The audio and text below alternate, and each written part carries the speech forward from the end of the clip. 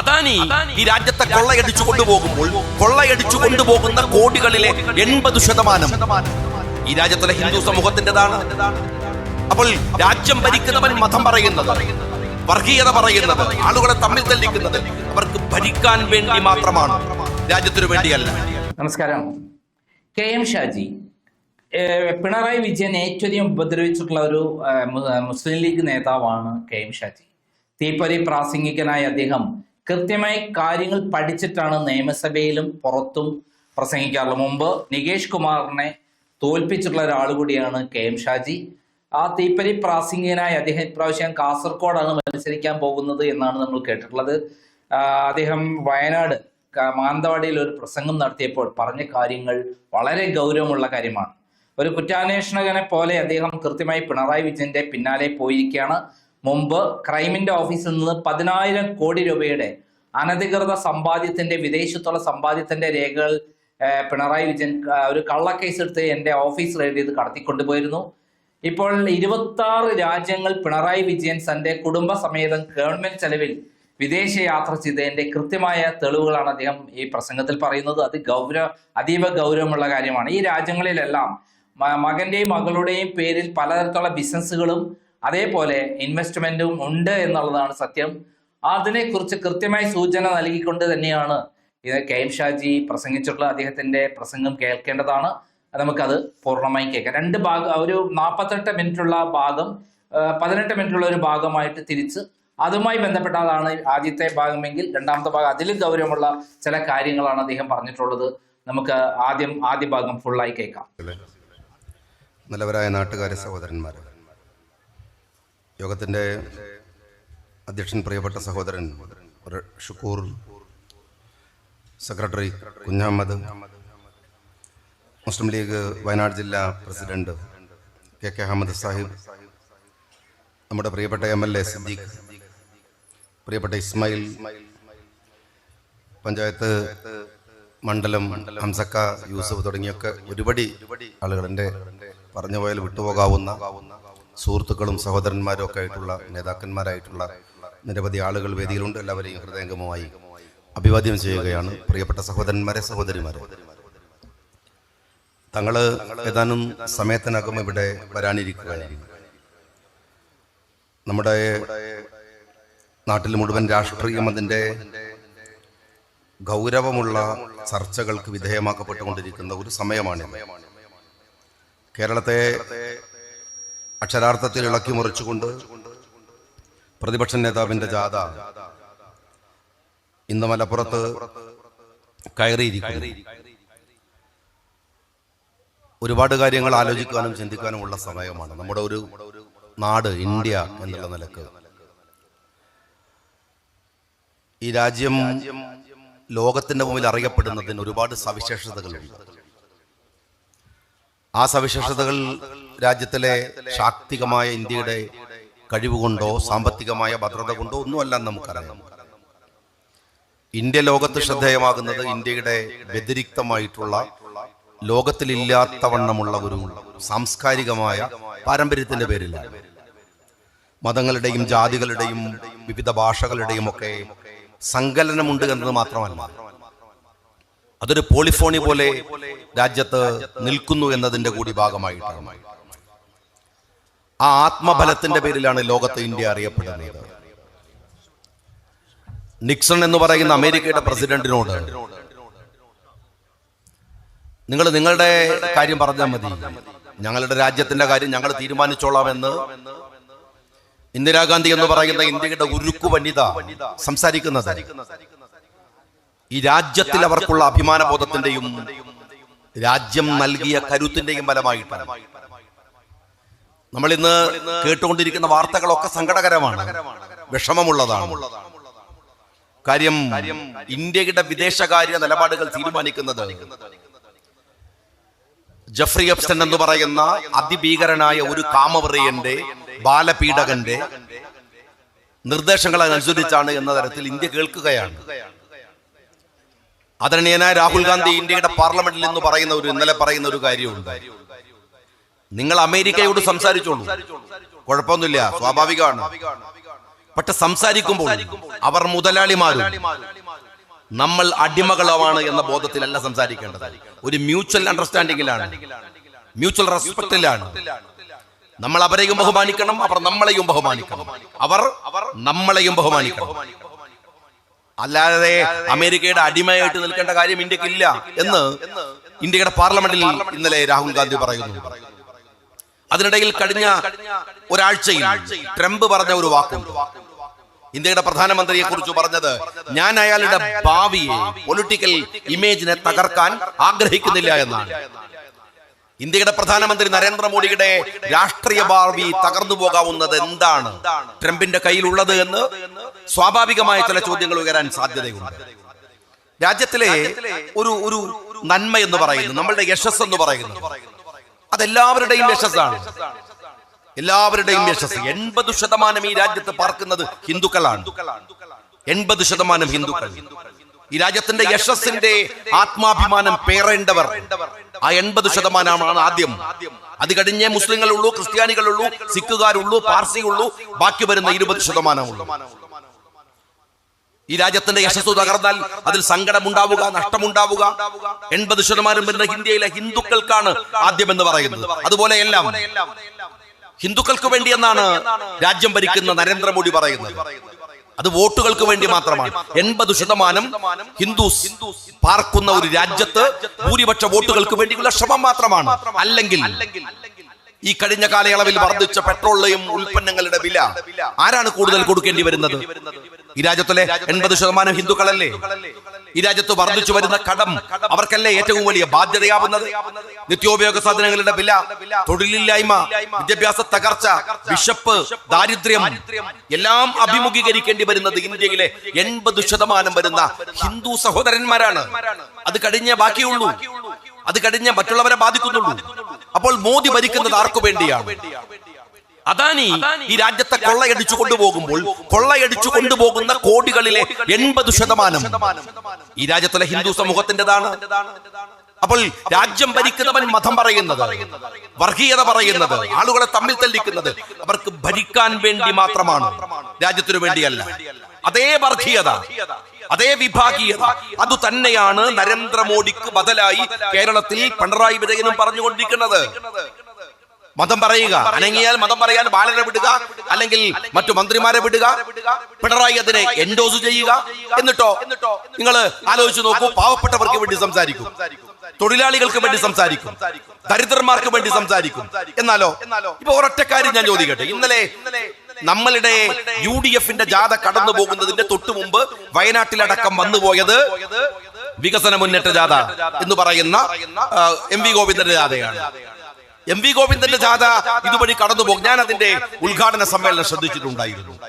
കാസർഗോഡ് പ്രത്യേകിച്ച് മുസ്ലിം ലീഗിനെ UDF-നെ ടാർഗറ്റ് ചെയ്ത് ഇടതുപക്ഷം മുന്നോട്ട് പോയിക്കൊണ്ടിരിക്കുന്ന ഒരു സമയമായതുകൊണ്ട് എന്ത് പിണറായി പറയുന്നു എന്നറിയാൻ 54 മിനിറ്റ് ഞാൻ അദ്ദേഹത്തിന്റെ പ്രസംഗം കേട്ടു.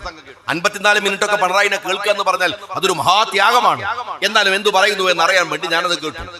ആ പ്രസംഗത്തിൽ ഉടനീളം VD സതീശനെ, UDF-നെ, കോൺഗ്രസിനെ ആക്ഷേപിക്കുകയും മുസ്ലിം ലീഗിനെ ആക്ഷേപിക്കുകയും ചെയ്യും നിരന്തരമായി. അയാൾ അതല്ലല്ലോ ചെയ്യേണ്ടത്. 54 മിനിറ്റ് സംസാരിക്കുമ്പോൾ ഒരു വികസന മുന്നേറ്റ ജാഥയിൽ 10 കൊല്ലം ഈ നാട്ടിന് എന്താണ് ചെയ്തത് എന്ന് പിണറായി വിശദീകരിക്കണം. എന്താണ് ഈ രാജ്യത്തിന് 10 കൊല്ലം കൊണ്ട് ഞാൻ ചെയ്തു വെച്ചത് എന്ന് പറയാൻ പിണറായി വിജയന് ബാധ്യതയുണ്ട്. കാരണം അയാൾ രാജ്യത്തിന്റെ മുഖ്യമന്ത്രിയാണ്. 10 കൊല്ലം നിങ്ങൾ അറിയേണ്ടത് 26 രാജ്യങ്ങളാണ് പിണറായി വിജയൻ സന്ദർശിച്ചത്. ഒറ്റക്ക് പോയി വന്നതല്ല, അതല്ലെങ്കിൽ ഉദ്യോഗസ്ഥന്മാരെയും കൂട്ടി പോയി വന്നതല്ല. ഭാര്യ, മക്കള്, പേരക്കുട്ടികൾ സൂട്ടിട്ട് അമേരിക്കയിലൊക്കെ നിൽക്കുന്ന ഫോട്ടോ നമ്മൾ കണ്ടതാണ്. അവരെ എല്ലാവരെയും കൂട്ടി 26 രാജ്യങ്ങൾ. ഞാനിത് വിവരാവകാശ നിയമം അനുസരിച്ച് ലഭ്യമായ രേഖ വെച്ചാണ് സംസാരിക്കുന്നത്. 26 രാജ്യങ്ങൾ. നിങ്ങൾ അറിയേണ്ടത് 26 രാജ്യം ഒരു മുഖ്യമന്ത്രി യാത്ര ചെയ്തിട്ട് ഞാൻ ഈ സംസാരിക്കുന്ന നിമിഷം വരെ 26 രൂപയുടെ ഇൻവെസ്റ്റ്മെന്റ് കേരളത്തിൽ വന്നിട്ടില്ല. 26 രൂപയുടെ ഇൻവെസ്റ്റ്മെന്റ്. എന്നാൽ ഏകദേശം 26 രാജ്യങ്ങൾ വിസിറ്റ് ചെയ്ത് ഇന്ത്യയിൽ തിരിച്ചു വന്ന കേരളത്തിന്റെ മുഖ്യമന്ത്രി ഇത് സിദ്ദീഖ് ഇവിടെയുണ്ട്. നിയമസഭയെ സാക്ഷ്യപ്പെടുത്തി പറഞ്ഞ വാഗ്ദാനം 1800 കോടി രൂപയുടെ ഇൻവെസ്റ്റ്മെന്റ് ആണ്. 1800 കോടി രൂപയുടെ ഇൻവെസ്റ്റ്മെന്റ് വരുമെന്ന് പറഞ്ഞ് 26 രാജ്യങ്ങൾ വിസിറ്റ് ചെയ്ത കേരളത്തിന്റെ മുഖ്യമന്ത്രി 26 രൂപയുടെ ഇൻവെസ്റ്റ്മെന്റ് ഇന്നലെ വരെ നാട്ടിൽ വന്നിട്ടില്ല. എന്നിട്ട് ചുമ്മാ കുറെ ഗോസിപ്പുകൾ പറയാ. ഒരു കുഞ്ഞ് അമേരിക്കയിൽ നിന്ന് വന്നു, കേരളം കണ്ടിട്ട് ആകെ ബേജാറായി പോയി, എന്തൊരു കേരളമാണ് എന്ന് പറഞ്ഞു. ഏത് കുഞ്ഞ്? ആരുടെ കുഞ്ഞ്? കുഞ്ഞിന്റെ വാപ്പാരാണ്, ഉമ്മാരാണ്? അതൊന്നുമില്ല, ഒരു കുഞ്ഞ്. പിന്നെ വേറൊരു മുതലാളി, ആ മുതലാളി വന്നിട്ട് പറഞ്ഞു, ഞാൻ സ്വകാര്യ ആശുപത്രിയിൽ ഒന്നും പോവില്ല. എന്തിനാണ് ഇത്ര നല്ല ഗവൺമെന്റ് ആശുപത്രികളും? ആരാ പറഞ്ഞത്? മുതലാളിന്റെ പേരെന്താണ്? മുതലാളിന്റെ ഏത് നാട്ടുകാരനാണ്? ഒന്നുമില്ല, ചുമ്മാ കുറെ സഖാക്കളെ പറ്റിക്കുന്ന ഗോസിപ്പ് കഥകൾ പറയുക, ഒരു കാര്യമില്ലാതെ പറയുക. അടിസ്ഥാനപരമായി നിങ്ങൾ മനസ്സിലാക്കേണ്ട ഒരു കാര്യം എന്താണെന്നറിയോ? ഒരു വെൽഫെയർ സ്റ്റേറ്റ് എന്ന് പറഞ്ഞാൽ എന്താണ്? 3 കാര്യങ്ങളാണ് വെൽഫെയർ സ്റ്റേറ്റിന്റെ അടയാളം എന്ന് പറയുന്നത്. ഒന്ന് വിദ്യാഭ്യാസമാണ്, ഒന്ന് തൊഴില, ഒന്ന് വിദ്യാഭ്യാസമാണ്, മറ്റൊന്ന് ആരോഗ്യമാണ്, മറ്റൊന്ന് സോഷ്യൽ വെൽഫെയർ ആണ്. ഇവിടെ UDFന്റെ ഒരു പഞ്ചായത്ത് ബോർഡ്, പഞ്ചായത്ത് പ്രസിഡന്റ് ഒക്കെ ഇവിടെയുണ്ട്. നമ്മൾ ഏറ്റവും വലിയ ശ്രദ്ധ കേന്ദ്രീകരിക്കേണ്ടുന്ന വിഷയം ഒരു നാട്ടിനു വേണ്ടി ചെയ്യാനുള്ളത്. ബാക്കിയൊക്കെ നിങ്ങൾക്ക് വിടാമെന്ന് പറഞ്ഞാൽ അതൊക്കെ കുറെ ആളുകൾക്ക് ജനകീയ പങ്കാളിത്തവും ജനങ്ങളുടെ ഇടപെടലും അവരുടെ സ്വയം ഉത്തരവാദിത്തം ഏൽക്കലുമായി വരാം. പക്ഷെ വിദ്യാഭ്യാസം, ആരോഗ്യം, ഒപ്പം തന്നെ ഇതിന്റെ സോഷ്യൽ വെൽഫെയർ എന്ന് പറയുന്നത്, അല്ലെങ്കിൽ സോഷ്യൽ സെക്യൂരിറ്റി എന്ന് പറയുന്നത്, നിങ്ങൾ സോഷ്യൽ സെക്യൂരിറ്റി വിദ്യാഭ്യാസവുമായി ബന്ധപ്പെട്ട ഒരു ഒറ്റ കാര്യം നിങ്ങൾ ശ്രദ്ധിച്ചോളൂ.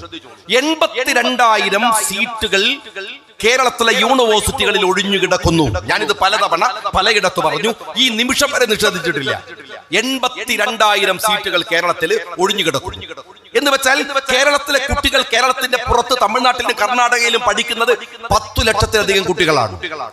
82,000 സീറ്റുകൾ ഇവിടെ ഒഴിഞ്ഞു കിടക്കുമ്പോ എന്താ ഈ കുട്ടികൾ ഫീസ് കുറഞ്ഞ വീട്ടിന്റെ മുറ്റത്തുള്ള നമ്മുടെ നാട്ടിൽ ഉള്ള യൂണിവേഴ്സിറ്റിയിൽ പഠിക്കാത്തത്? അവർക്ക് ഫീസ് കുറവല്ലേ? ഇവിടെ ഒരു യൂണിവേഴ്സിറ്റി കോഴ്സിന് പഠിക്കുന്ന കുട്ടിയും കർണാടകയിൽ പോയി പഠിക്കുന്ന കുട്ടിയും തമ്മിൽ അവന്റെ ജീവിത ചെലവ് എത്ര വരും? കടബാധ്യതകൾ വരും, ബാങ്ക് ലോണുകൾ വരും. എന്നിട്ടും ഒഴിഞ്ഞു കിടക്കുന്ന 82,000 സീറ്റുകളിൽ അവർ ചേരുന്നില്ല. എന്താ കാര്യം അറിയുന്നത്? അത്ര മോശപ്പെട്ട കരിക്കുലമാണ്. ഒരു മികച്ച കരിക്കുലം കേരളത്തിനില്ല. കേരളത്തിൽ അതിന് നൂതനമായ കോഴ്സുകളില്ല. ഇവിടെ ഒരു വിദ്യാഭ്യാസ മന്ത്രി എന്ന് പറഞ്ഞാൽ തന്നെ ഒരു തമാശയാണ്. ശിവൻകുട്ടി എന്നൊക്കെ പറഞ്ഞാൽ ഒരു അറിയപ്പെടുന്ന കൊമേഡിയനാണ്. കേരളത്തിലെ വിദ്യാഭ്യാസ മന്ത്രിയാണ്. അയാളുടെ വിദ്യാഭ്യാസ നിലപാടുകൾ എങ്ങനെ? കേരളം എന്ന് പറഞ്ഞാൽ പണ്ട് എങ്ങനെയാ പറയാന്ന് വെച്ചാല് സഖാക്കളൊക്കെ പ്രസംഗിക്കും. ഞാനൊക്കെ ഇങ്ങനെ കമ്പളക്കാടും കടയാമ്പട്ടി രാഷ്ട്രീയ വിദ്യാഭ്യാസം നടത്തുന്ന ചെറുപ്പകാലത്ത് MSFകായി നിൽക്കുന്ന കാര്യത്ത് സഖാക്കൾ പ്രസംഗിക്കാറുണ്ട്. കമ്പളക്കാട് നോക്കെ പ്രസംഗിക്കും. കേരളം സ്കാൻഡിനേവിയൻ കൺട്രികളോടാണ് മത്സരിക്കുന്നത്. സ്കാൻഡിനേവിയൻ ഒന്നും വേണ്ട, തമിഴ്നാടിനോട് മത്സരിക്കാനുള്ള ആഫിയത്തുണ്ടോ കേരളത്തിന്റെ വിദ്യാഭ്യാസ രംഗത്തിന്? ഇപ്പോ 82,000 സീറ്റുകൾ കേരളത്തിന്റെ യൂണിവേഴ്സിറ്റികളിൽ ഒഴിഞ്ഞു കടന്നിട്ട് ഒരു തമിഴ്നാട്ടുകാരൻ വന്നിട്ട് അവിടെ ചേരുന്നുണ്ടോ? ഒരു കർണാടകക്കാരൻ കേരളത്തിൽ ഏതെങ്കിലും വന്ന് പഠിക്കുന്നുണ്ടോ? എന്നാൽ എനിക്കറിയാം, ഞാൻ MSFന്റെ ഭാരവാഹി ആയിരിക്കുമ്പോൾ ഫാറൂഖ് കോളേജ് ഉദ്ഘാടനം ചെയ്യുമ്പോൾ അവിടെ യൂണിവേഴ്സിറ്റി യൂണിയൻ ഉദ്ഘാടനം ചെയ്യാൻ വേണ്ടി, കോളേജ് യൂണിയൻ ഉദ്ഘാടനം ചെയ്യാൻ വേണ്ടി പോകുമ്പോൾ അവിടെ പഠിക്കുന്ന ഇറാനിൽ നിന്ന് വന്ന കുട്ടികളുണ്ട്, വിദേശത്ത് UAE-യിൽ നിന്ന് വന്ന കുട്ടികളുണ്ട്. അവരൊക്കെ തിരിച്ചുപോയി. പോട്ടെ, തമിഴ്നാട്ടുകാരൻ വന്ന് പഠിക്കുന്നുണ്ടോ ഇവിടെ? ഇനി നിങ്ങൾ അറിയുമോ, കേരള യൂണിവേഴ്സിറ്റിയിൽ നിങ്ങൾ പോയാൽ അവിടെ യൂണിവേഴ്സിറ്റിയിൽ കയറുമ്പോൾ തന്നെ ഫ്രെയിം ചെയ്ത് വെച്ച ഒരു ഡോക്യുമെന്റ് ഉണ്ട്. എന്താ ഡോക്യുമെന്റ് അറിയാം? കേരള യൂണിവേഴ്സിറ്റി ഉണ്ടാക്കുമ്പോ കേരള ഗവൺമെന്റ് ആർക്കാ കത്തെഴുതുന്ന ഞങ്ങള്? ഐൻസ്റ്റീന് ആൽബർട്ട് ഐൻസ്റ്റീന് കത്തെഴുതുക. ആ എഴുതാനുള്ള ഊക്കും ധൈര്യങ്ങൾ ആലോചിച്ച് നോക്ക്. ആൽബർട്ട് ഐൻസ്റ്റീന് കത്തെഴുതിയിട്ട് പറയാണ്, ഞങ്ങളുടെ യൂണിവേഴ്സിറ്റിയുടെ വൈസ് ചാൻസലറായിട്ട് നിങ്ങൾ വരണം. ആൽബർട്ട് ഐൻസ്റ്റീൻ കേരളത്തിന് മറുപടി എഴുതി, എനിക്ക് വരാനാവില്ല, പ്രത്യാന്തര ബാഹുല്യങ്ങൾ കൊണ്ട് വരാൻ കഴിയില്ല. ആ മറുപടി ഉണ്ട് അവിടെ. ഈ രാജ്യത്തിന്റെ യൂണിവേഴ്സിറ്റിയുടെ വൈസ് ചാൻസലർ ആരാവണം? ആൽബർട്ട് ഐൻസ്റ്റീൻ ആവണം എന്ന് സ്വപ്നം കണ്ടിരുന്ന ഒരു നാട്ടിലാണ് തമിഴ്നാട്ടിലെ കുട്ടികൾ പോലും വന്നു പഠിക്കാത്ത യൂണിവേഴ്സിറ്റികളായിട്ട് ഈജിയൻ തൊഴുത്തു പോലെ കേരളത്തിലെ യൂണിവേഴ്സിറ്റികളെ മാറ്റിയത്. ഉമ്മൻചാണ്ടിയുടെ ഇവിടെ ഉമ്മൻചാണ്ടി എന്തുകൊണ്ടാണ്? ഒന്ന് ശ്രദ്ധിച്ചു നോക്കിക്കൂടെ കേരളത്തിന്റെ മുഖ്യമന്ത്രി നിങ്ങൾക്ക്? ഉമ്മൻചാണ്ടി സാറ് മരിച്ചു പോയിട്ട് ആ മനുഷ്യന്റെ അവസാനത്തെ യാത്രയുണ്ട്, മറക്കാനാവൂല മലയാളിക്കത്. അത്രമേൽ ആ മനുഷ്യനെ ജീവിച്ചിരുന്നപ്പോൾ നിന്ദിച്ചിരുന്ന വൃത്തികെട്ട നാവ് കേരളത്തിന്റെ ഇപ്പോഴത്തെ മുഖ്യമന്ത്രിയുടെ നാവാണ്. നമുക്കറിയാം, അത്ര മ്ലേച്ഛമായി അതിന്റെയൊക്കെ സങ്കടമായിരുന്നു ആളുകൾക്ക്.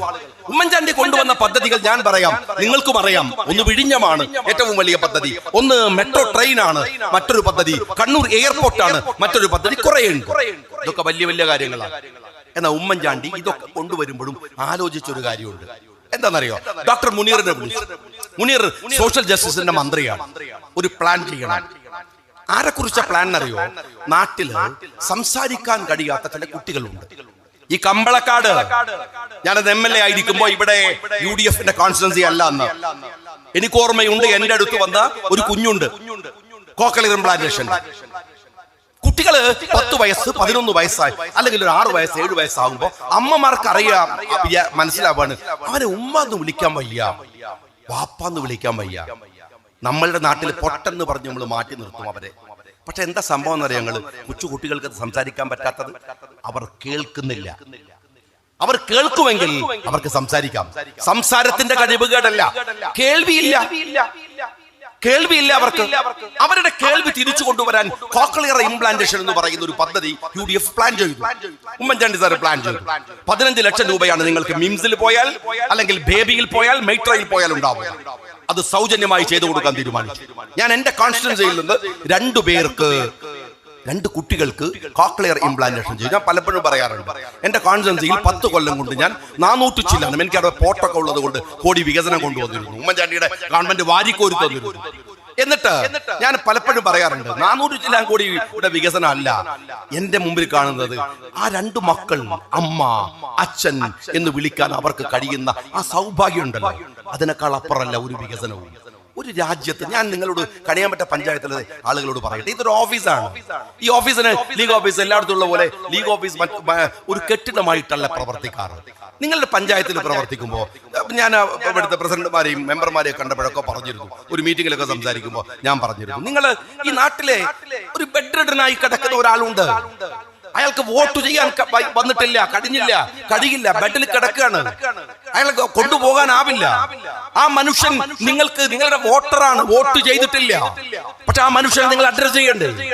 ഈ പഞ്ചായത്ത് ബോർഡ് ആ മനുഷ്യനെ കാണുന്നില്ലെങ്കിൽ പിന്നെ എന്തിനാണ് ഈ പഞ്ചായത്ത് ബോർഡ്? എന്തിനാണ് പഞ്ചായത്ത്? നിങ്ങളുടെ നാട്ടിൽ എത്ര ഓട്ടിസം ബാധിച്ച കുട്ടികളുണ്ട്, നടക്കാൻ കഴിയാത്ത എത്ര ആളുകളുണ്ട്? പഞ്ചായത്ത് ബോർഡ് അറിയണം, അവന്റെ പ്രശ്നങ്ങൾ ഏറ്റെടുക്കാൻ കഴിയണം. സംസാരിക്കുന്നവനും സംസാരിക്കാൻ കഴിയാത്തവനും നടക്കുന്നവനും നടക്കാൻ കഴിയാത്തവനും ഈ രാജ്യത്തെ ജീവനുള്ള സകല മനുഷ്യരോടുമുള്ള പ്രതിബദ്ധതയുടെ പേരാണ് നമ്മളെ ഗാന്ധിജി പഠിപ്പിച്ച ജനാധിപത്യം എന്ന് പറയുന്നതും പ്രവാചകൻ പഠിപ്പിച്ച വിശ്വാസം എന്ന് പറയുന്നതും. അത് ചേർത്ത് വെക്കാൻ കഴിയണം. പാപങ്ങളുടെ കൂടെ നിൽക്കാൻ കഴിയണം. എത്ര പേരുണ്ട് എന്ന കണക്കുണ്ടാവണം. അവർക്ക് ചെയ്തു കൊടുക്കാൻ കഴിയുന്ന കാര്യങ്ങളെ കുറിച്ച് നിരന്തരമായ ശ്രദ്ധയുണ്ടാവണം. രാജ്യത്ത് വിഴിഞ്ഞം പദ്ധതി കൊണ്ടുവരുന്ന ഉമ്മൻചാണ്ടി രാജ്യത്ത് അമ്മ എന്ന് വിളിക്കാൻ കഴിയാത്ത കുഞ്ഞിന്റെ വികാരത്തെയും ഏറ്റെടുക്കാൻ കഴിഞ്ഞു. എന്തുകൊണ്ടാണെന്നറിയുമോ? മുഖ്യമന്ത്രി സഖാവ് പിണറായി വിജയൻ എന്തുകൊണ്ടെന്നറിയുമോ? ഇതൊരു ഗാന്ധിയൻ പരിപ്രേക്ഷ്യമാണ്. ഗാന്ധിജി 1947 ഓഗസ്റ്റ് 14 രാത്രിയിൽ ഗാന്ധിജിയുടെ കൂടെയാണ് നെഹ്റു ഉണ്ടായിരുന്നത്. സംസാരമൊക്കെ കഴിഞ്ഞിട്ട് പറഞ്ഞു, നാളെ കാണാം, ഞാൻ ഡൽഹിയിലേക്ക് വരാം. ഗാന്ധിജി പോയില്ല. ആ മനുഷ്യൻ നിസ്വനാണ്. അയാൾ നേരെ കലാപം നടക്കുന്ന ഇടത്തേക്ക് പോവുകയാണ് ചെയ്തത്. അവിടെ നിന്ന് അങ്ങോട്ട് പോയി അവിടെ ചെന്നത് ഡൽഹിയിലേക്ക് പോകാൻ അദ്ദേഹത്തിന് കഴിഞ്ഞില്ല. അദ്ദേഹം അവിടെ പോയില്ല. പക്ഷേ ഒരു കത്ത് കൊടുത്തയച്ചു നെഹ്റുവിന്. കുറെ കാര്യങ്ങൾ പറഞ്ഞു. അതിലൊരു കാര്യം പറഞ്ഞു, നിങ്ങൾ ഡൽഹിയിൽ നിന്ന് എന്തു വലിയ വികസന പ്രവർത്തനം ആലോചിച്ചാലും ഗ്രാമത്തിലെ ഒരു മനുഷ്യനെ അതെങ്ങനെ ബാധിക്കും എന്ന് ആലോചിക്കാതെ അന്വേഷിക്കാതെ നിങ്ങളൊരു വികസന പ്രവർത്തനം കൊണ്ടുവരരുത് എന്നാണത്. ആ ബോധ്യമുണ്ട്. ഒരുപക്ഷെ UDF-ന്റെ, ഞങ്ങൾ രാഹുൽ ഗാന്ധിയെ പിന്തുണക്കുമ്പോൾ ലീഗിന്റെ ബോധ്യത്തിന്റെ അടിസ്ഥാനം അതാണ്. ഞങ്ങൾ അങ്ങനെ നിൽക്കുന്നത് അതുകൊണ്ടാണ്. അല്ലാതെ ഈ പറയുന്ന ചപ്പടാച്ചിത്തരമല്ല. മനുഷ്യനെ കാണാനും അവന്റെ വികസനങ്ങളെ കാണാനും കഴിയാത്ത ഒരു രാഷ്ട്രീയമല്ല വേണ്ടത്. ഞാൻ ചോദിക്കട്ടെ, ഈ ഗോവിന്ദൻ നടത്തിയ ഈ ട്രോൾ ജാഥയുണ്ട്, ഈ ജാഥയില് എല്ലാവർക്കും ഉത്തുതെറിയാണ്. എന്നെ വർഗീയവാദിയാക്കിയാൽ ഞാൻ ചോദിക്കുന്നത്, കട്ടുകൊണ്ടുപോയ ചെമ്പ് സ്വർണം ചെമ്പാവോ? ഇല്ലല്ലോ. അത് സ്വർണ്ണം എന്നല്ലേ കട്ടുകൊണ്ടേത്?